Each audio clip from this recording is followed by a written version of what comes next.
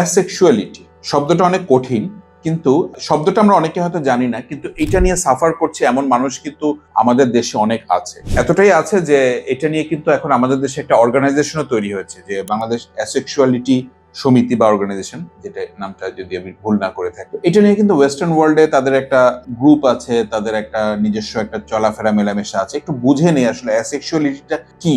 সাধারণত দেখা যায় যে পুরুষরা নারীদের প্রতি আকৃষ্ট থাকে একটা বয়ঃসন্ধিকালের পরে বা পিউবার্টির পরে, অথবা নারীরা পুরুষদের প্রতি আকৃষ্ট থাকে। এটা আমরা সচরাচর জানি বা সচরাচর দেখে থাকি। এছাড়াও আরেক ধরনের জিনিসের সাথে আমরা পরিচিত, সেটা হচ্ছে পুরুষ পুরুষের প্রতি আকৃষ্ট কিংবা নারী নারীর প্রতি আকৃষ্ট, হ্যাঁ, যেটাকে আমরা গে বা লেসবিয়ানিজম এটাকে বলে থাকি। কিন্তু একটা মানুষ, সে হতে পারে পুরুষ কিংবা নারী, এটা আবার নারীদের ক্ষেত্রে বেশি হয়ে থাকে।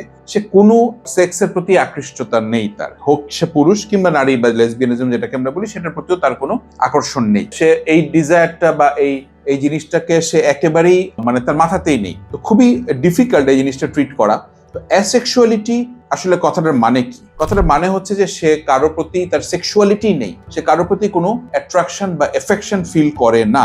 তার যদি কোনো ছেলে বন্ধু থাকে কোনো মেয়ের, তাহলে দেখা যাচ্ছে সে হ্যান্ডশেক করছে, কিন্তু তার যে রোমান্টিসিজমটা আছে, রোমান্টিসিজম হয়ে যায়। এখানে কথাটার অর্থ হচ্ছে নো, হ্যাঁ, মানে নাই।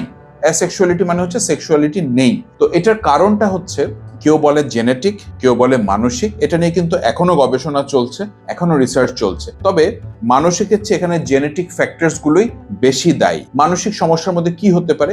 মানসিক সমস্যার মধ্যে তার বাবা মার ক্ষেত্রে সে কোনো ধরনের প্যারেন্টাল ট্রমা থেকে হতে পারে। এছাড়াও দেখা যাচ্ছে সে কোনো ছোটবেলায় কোনো যৌনের ট্রমা থাকতে পারে, যে হ্যাঁ সেক্সুয়ালি অ্যাবিউজড হতে পারে। এই ধরনের ক্ষেত্রে এগুলি কিছু কারণ থাকতে পারে, তবে কোনো কারণে কিন্তু এখানে স্পেসিফিক না যে এই কারণটার জন্য তার সেক্সুয়ালিটি ডেভেলপ করেছে, সেটা না। তো এই ধরনের ক্ষেত্রে সে নিজেকে অনেক ইউজলেস মনে করে। অনেক সময় তার থেকে সুইসাইডাল আইডিয়েশন পর্যন্ত হয়, যে আমি বোধহয় অনেক ইউজলেস, আমি সমাজে কি করবো, আমার নারীদের প্রতি আকর্ষণ নেই, আমার বিয়ে হবে না, বা আমার কিছুই নেই, বা আমার পুরুষের প্রতি কোনো আকর্ষণ নেই, কিছুই নেই। হতাশ হওয়ার কিছু নাই, কিছুটা ইমপ্রুভ করা যায়। দেখা যাচ্ছে কোনো বিহেভিয়ারাল থেরাপি কিংবা কগনিটিভ থেরাপি কিংবা সাইকোসেক্সুয়াল কাউন্সিলিং এবং কিছু কিছু ক্ষেত্রে কিছু মেডিসিনের মাধ্যমে এই অ্যাসেক্সুয়ালিটিটা কিন্তু কিছুটা হলেও, পুরোপুরি বলবো না, কিছুটা হলেও রিভার্স করা সম্ভব। এই ধরনের প্রবলেমে আপনারা হতাশ না হয়ে প্রপার কাউন্সিলিংটা গ্রহণ করবেন, সেটাই আমার অ্যাডভাইস।